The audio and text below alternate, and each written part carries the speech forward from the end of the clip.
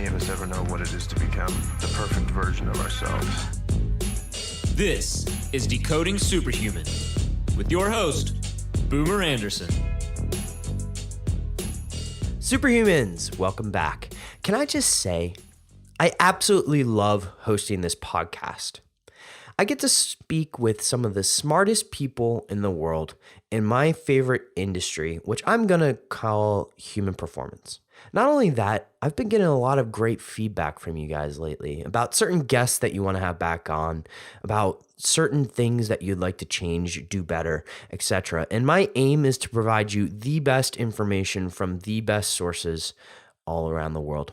I'm unbiased in terms of geography. I live here in Europe, but I travel quite a bit, so it's great. And again, thank you for tuning in. Today's guest is someone that I would classify as one smart cookie. His name is Hans Eng, and he's the president and CEO of Eng3 Corporation. That's ENG3 Corporation, which is a Seattle-based company that produces applied biophysics technology for the US and international markets. What exactly does that all mean? Well, Hans has 32 years of experience with advanced medical technologies, and that includes working for Johnson & Johnson in Europe and the formation, growth, and successful sale of a German medical implant company. Hans has deep experience in research and development, production, and quality assurance for medical devices. His medical engineering degree from the University of Applied Sciences at Berlin, combined with his background in material science and proteomics, enabled Hans to develop patented technology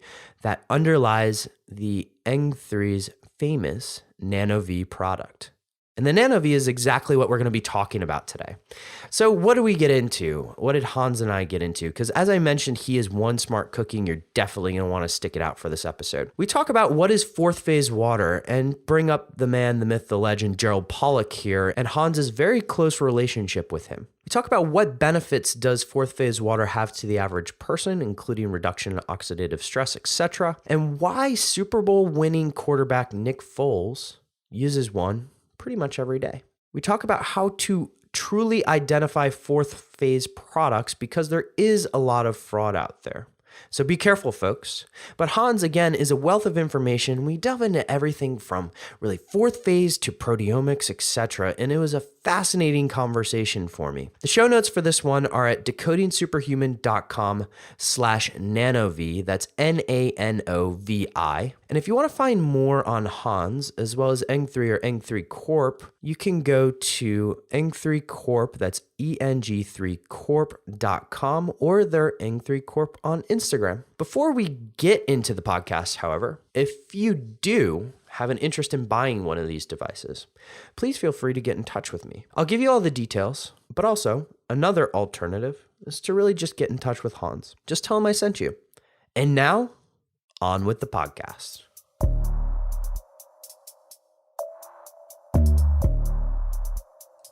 Hans, welcome to the show. Hello, Boomer. Thank you for having me. You know, I mentioned this earlier, and it's no secret. This is a conversation I've been looking forward to all day long. And Hans, I must say, I had an interesting experience with the Nano-V, which we'll be talking about today, at PaleoFX. And me and my friend Bob Troya, also known as Quantified Bob, have been speaking about it quite a bit ever since. So thank you for giving us the tour of the Nano-V at the PaleoFX. Thank you, Boomer. It was very interesting to meet you there and a lot of other experts of your field, and looking forward that I have a chance now to this interview with you. Great. So why don't we get started with your background, Hans, because coming from the engineering world into creating what is effectively fourth phase water Nano-V, if you don't mind connecting the dots for me, how did it transpire? Basically, everything what we know about fourth phase or ordered water is physics. Some people also call it chemistry. It is an overlapping area.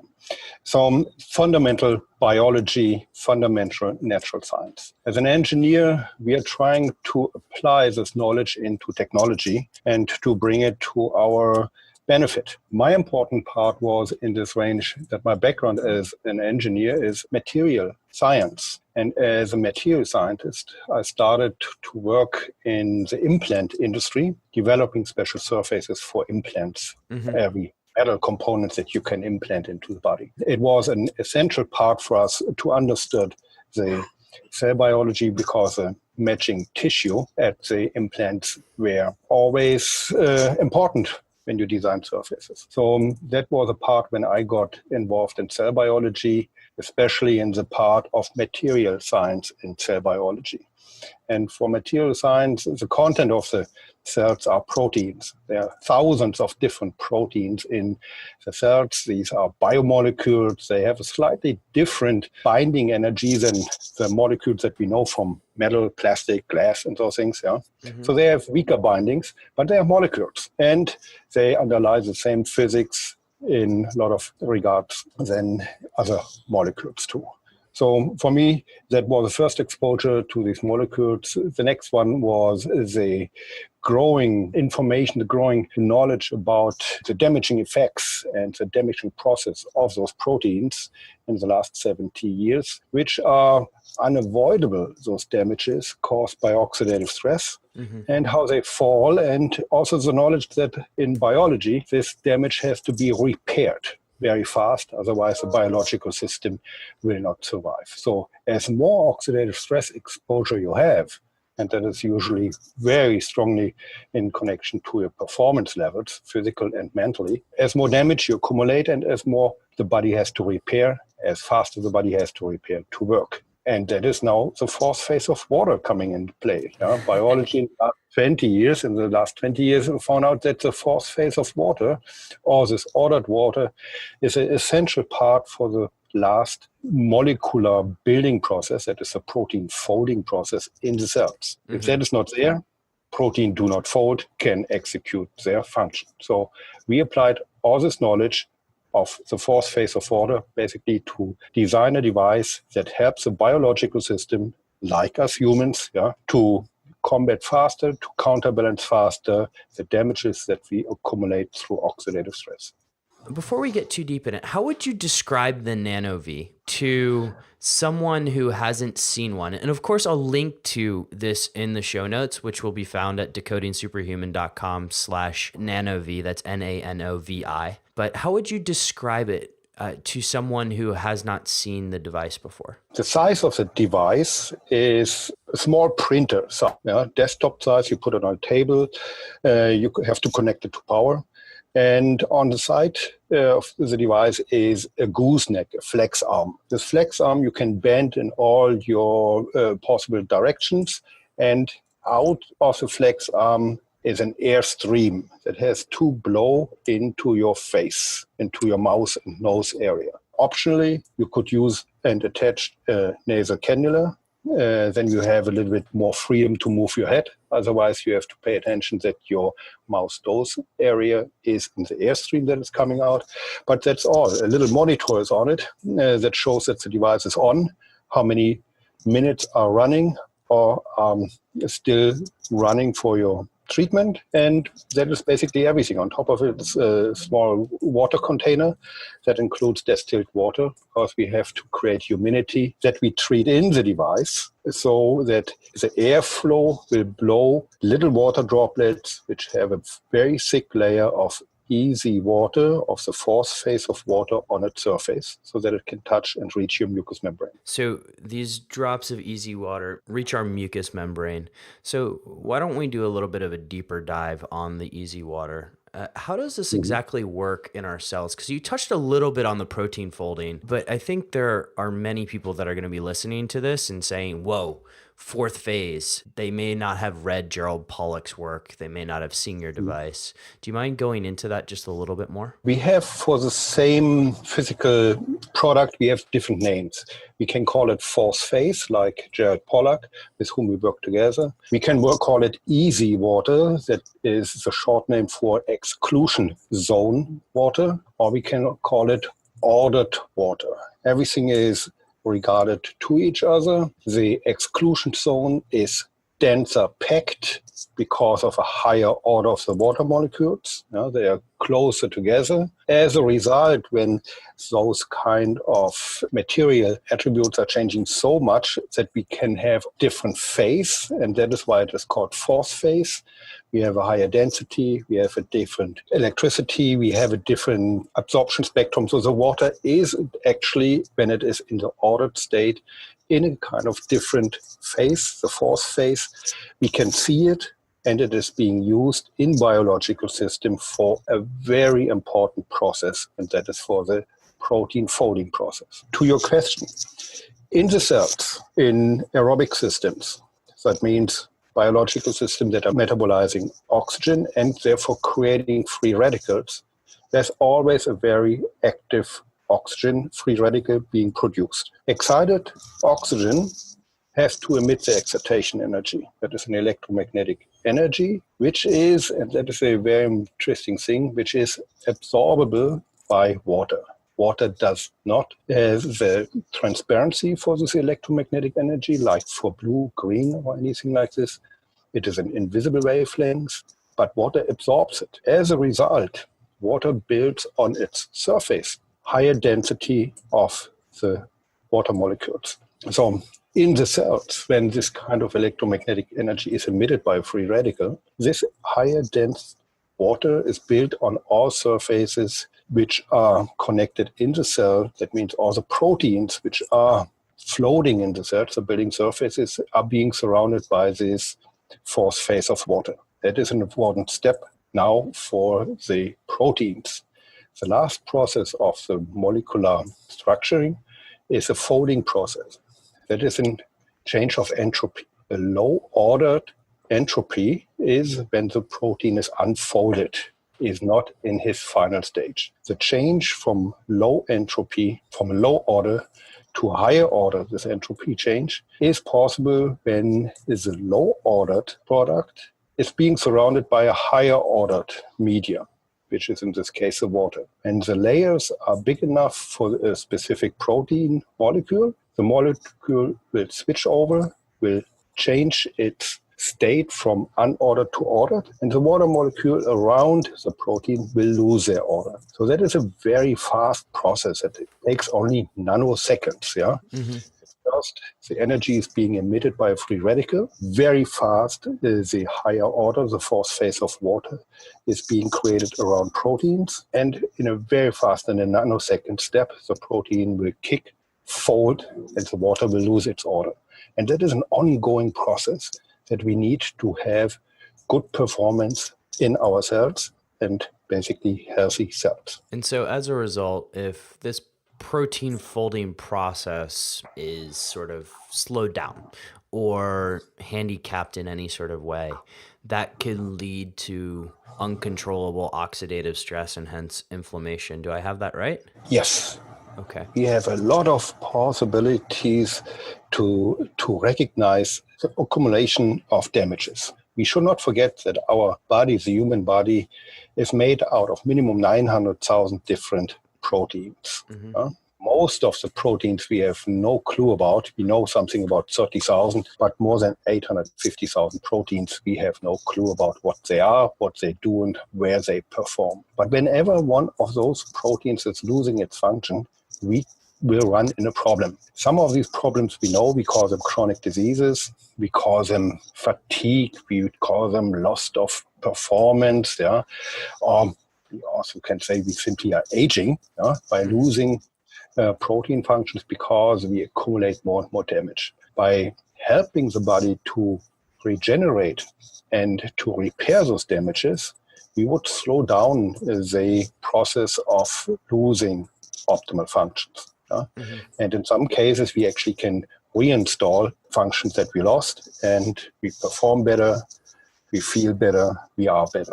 If you look at a lot of the lectures that Gerald Pollack gives, he talks a lot about the role of light in this and how light sort of, I guess, and correct me if I'm wrong here, light splits the water molecule. The water molecule, the negative side of it, attracts to a hydrophilic cellular membrane, so to speak, and that creates potential energy within the cell. There's a role of light in here. How does the absence of light or sunlight impact this? Does it impact protein folding definitively, or am I off? We have to look at these different things that we are talking in science, the different locations. So one thing is the wavelengths that are absorbable by water are in different areas.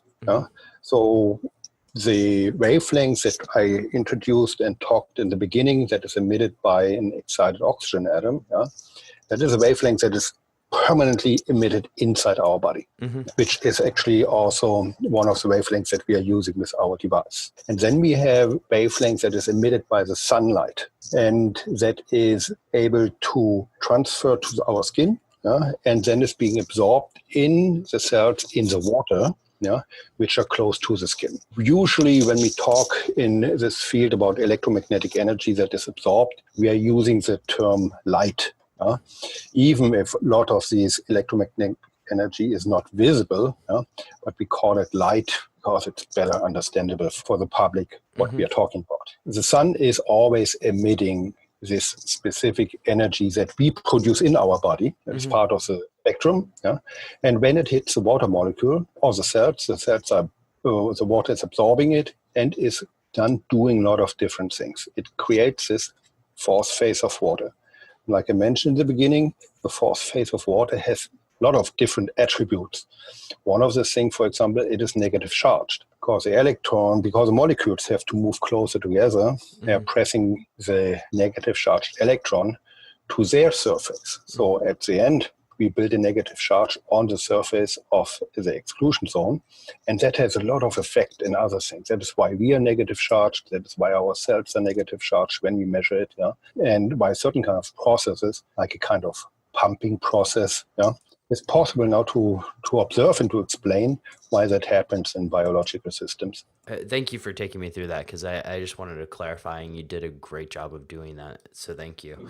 Let's talk about the NanoV. The process that I went through was, I may have hogged some time there in Austin, but I went through sort of a 15-minute charge where I was breathing in this, what I'll, for lack of a better term, call humidifier type water into my nose and mouth for 15 to 20 minutes. Do you mind just walking through that process, sort of why it's that amount of time and what's going on internally in terms of the benefits? On the exhibition, you saw the most potent device that we have in our production. We use this most potent device because 15 minutes is, even at the exhibition, a long time for a visitor to spend at one exhibitor, and therefore we have only the most potent devices there. The time that the device is used is basically in regard to the condition of the user. Some people can use the high-end device not for even 5 minutes. They can feel it, and the impact could create a kind of dizziness, lightheadedness. Other people could say after they're using the high-end device for half an hour, I don't really feel anything. It depends on what kind of state you are and how in tune you are with your body. As more likely you have a stress level, like I said, a physical or mental stress level, as more likely you will feel this in a very short time. After the initial time of maybe 1 week, that will or should fade away because repair happens. You will not recognize the repair in those areas. It's now only a question how fast you damage your body again. So that would be necessary for another repair. The use of time for the device cannot be overdone. If you have the time and you would take a nap, you can sleep with it. You can use it several times per day. That you cannot over repair a system. You can only very nicely maintain a constant improved or assistant repair process. Mm-hmm.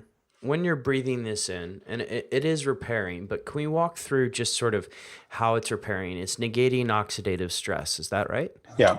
Oxidative stress causes the damage mainly on proteins. So these guys are not now functioning anymore. The body tried to produce enough easy water by itself through more oxidative stress generation to counterbalance the damages and to initiate the repair.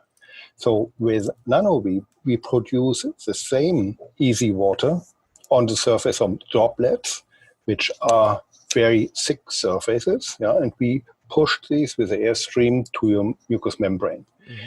When you inhale it, the higher amount of easy water on the droplets and the lower amount of the easy water of your droplets that you are made out, will balance out. These droplets will hand over some of the easy water. That is a change of energy. It's almost a kinetic energy exchange. Mm-hmm. Maybe there's a game that you can find sometimes on desks where the metal boards are hanging on a string, and you lift one on the left side, you let it loose, and then it goes through a chain of different boards, but only the last one will move. So this kind of kinetic energy transfer happens then in the body. Mm-hmm. And that is why it only has to touch our mucous membrane, and it will cascade through our entire body. Reducing oxidative stress, very important benefit that everybody's going to get. Now, you mentioned some of the people that have used this in terms of athletes and other people. A lot of the listeners here are more of the executive, high stress, high performer types. Mm-hmm. So obviously there's a benefit there for negating and sort of offsetting oxidative stress, but you've had some interactions with some very interesting people, and I'm pointing towards the Philadelphia land because there's a decent crowd of people from Philadelphia that listen to this podcast. Are you able to comment with some of the clients that you've had use and continue to use the NanoV? Yeah, we can easily divide this in 3 blocks of users. One of the users is the group, mainly older people who accumulated damages, and these damages are manifesting themselves in chronic disorders. Chronic disorders are mainly caused by oxidative stress damage. That is a group that accumulated a lot of damage. The body was not able to balance it out. And with our technology, we help them to reduce their problems. So the second group is the entire, we call it wellness or prevention group. These are people which usually high educated or better educated, understand things like Pollack books, like fourth phase of water that is out for 20 years. They know those things, and they are looking forward to prevent damages, to avoid damages, and keep their system how that is right now. Good, in shape, healthy aging, and constantly performing. And the other group, these are these athletes. And these athletes are, from the viewpoint of oxidative stress, not only sports athletes. So everybody who thinks, everybody who has a high mental performance to do every day is an athlete, but they are doing it with their head. So they are running a marathon with their head, with their brain every day, because they are accumulating for their thought process and for their activities the same amount of oxygen like a marathon runner. The only thing is oxidative stress happens, in this case, in the head. As an effect, you can lose a lot of functions which are essential for your life, but which are based and initiated basically in your head. Mm-hmm. A lot of things are hormones, certain kind of enzymes that are related to behavior, your sleep. A lot of things from your autonomic nerve system are getting affected by damages in those areas. Mm-hmm.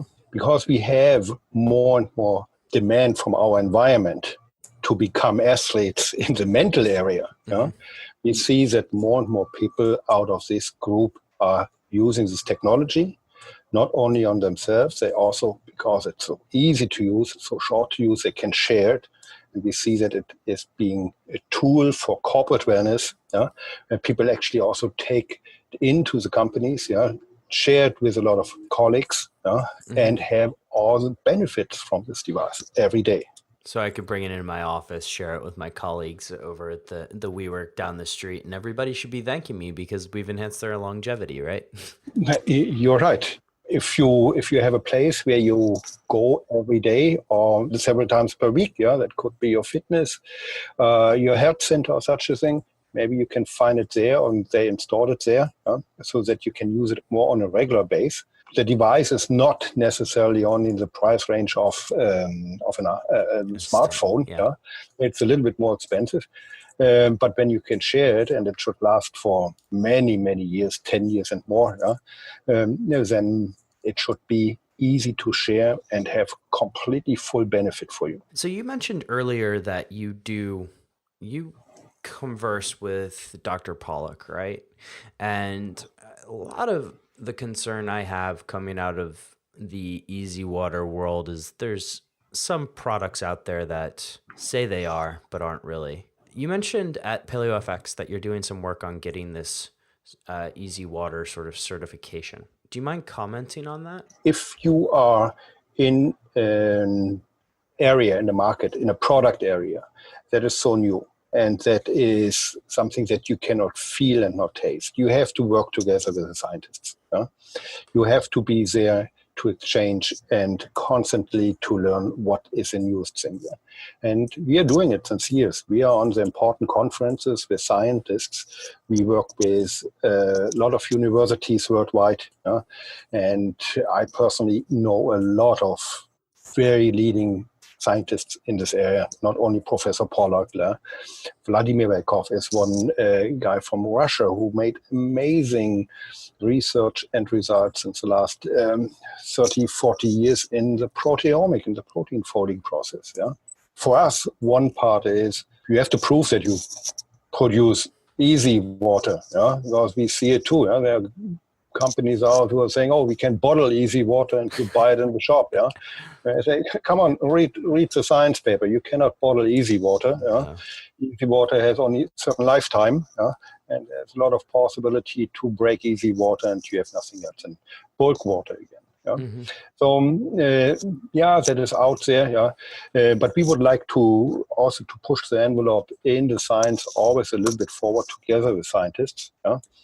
And in our case, we work together with a group in Italy, and they actually were able to prove and to certify that we produce easy water that comes out of our device. The quality and the quantity is possible to prove. And by pushing it a little bit, maybe we can see that certain kind of standards are being implemented in the industry. That you can prove, or you have to prove to your consumers, that you're actually doing it, what you're writing on it. A key takeaway for people, I guess, would be if it says it's bottled easy water, it's probably not bottled easy water. Is that right? It's probably not bottled easy water. Okay. Because only to follow a certain kind of process doesn't mean that you have the end result. The simplification of those books, like, you only have to shine a certain electromagnetic energy on water, and then you have easy water, jumps over a lot of chapters in the book where it says, but you have to follow this and this and this. So I had the pleasure of experiencing the higher end model of the 15-minute or 20-minute NanoV experience. Do you mind just talking about the other models that are available? Each other model is half the performance of the previous one. So you use the EXO one, and we say if you use the EXO one 15 minutes, that is comparable with the Pro, NanoV Pro, 30 minutes use. And that is, the Pro is equivalent with 1 hour use of the smallest device, the NanoV Eco. So Eco 1 hour, Pro 30 minutes, EXO 50 minutes. Each of the device you can use as long as you want. These 15, 30, and 60 minutes are only a differentiator of the performance levels of these different devices. And just a general guideline, do you have general recommendations for people on how, you mentioned there's no limit to how often you can use it, but just what would be good practices? Let's say I had a sort of lab, if you will, that I could go to and play with all of these devices, and one of them was the NanoV. How often should I be going to that lab? Generally, if you could do it every day, it would be perfect, and you would be on a level like companies or private people would do it. If you have only a possibility to go to a location and you have to make time for it, then make the time after the damaging event. So if you increased your oxidative stress more than usual, then go and repair or assist somebody to repair and recover faster. So that could be after a sport event, after running a marathon on a weekend, after making a test for an exam or anything like this, where you use a lot of mental work, or any other thing. Then you would do the best thing when you do it. It's the same thing like in clinics, in medical clinics, where they do treatments that could or will introduce more oxidative stress, like oxygen treatments, like hyperbaric chamber treatments. They're using this nano-V treatment then after they did the oxygen-induced treatment. Mm-hmm. If I'm going to set up my ideal workout, the nano-V is going to be my cool down, effectively. Is that right? That would be perfect. Okay. Yes. Awesome. So we've covered a lot of ground here, Hans, and I really appreciate you taking me through all of the science that is fourth phase in the nano-V, because it's fascinating to me how this works. And you mentioned that state of euphoria. I was in it after 10 minutes, but I just enjoyed it so much that I just sat there and kept taking it in. But in terms of final two questions for you, and then I'm going to ask where people can find out more about the nano-V. But first question I have that I ask everybody is, what do you do to get yourself in a peak state of focus? We have the nano devices here in the office. Okay. So everybody is using it. I have another very nice situation. I have in my little office here 8 nano-V devices. Can you ship one to me? I'm joking. These are the one that we ship out. They are in the shipping department. No, these devices are here for long-term testing. Okay. So they are running since several years. So, but I have the benefit of having 8 devices in my room constantly running. Wow. So you're constantly getting bombarded with easy water, right? It is here in the environment. Next thing is we are located in Seattle, here in the US. So we have the benefit of having a little bit more humidity than a lot of other cities. Absolutely. It's rainy and wet here. So I do not have to sit with all these devices here directly in front of it. So with the high humidity that transfers the easy water droplets better, I'm exposed to it constantly since years. I know that I have a benefit out of it. I understand the biology. I do not have to feel it, because I also do not feel when my DNA is being damaged. Therefore, I cannot feel it when it's being repaired. I do not feel it hurting when I age, even if I look in the mirror, and sometimes I can cry.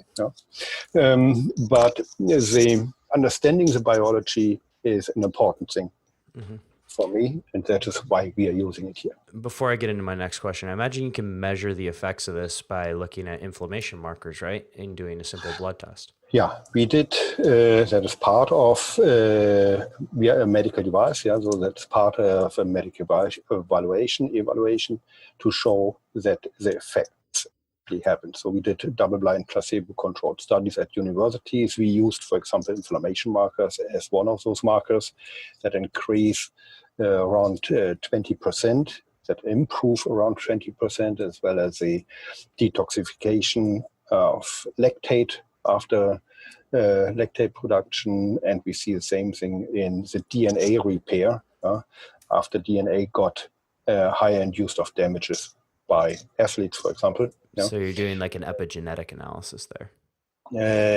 We are located in Seattle, but these tests were done in Vienna and in Berlin. Okay. So you can easily put markers on DNA double-strand breaks, and count, or better, digital systems today count how many breaks are there and how many are there after you use the device for a week. Very cool. So comparison.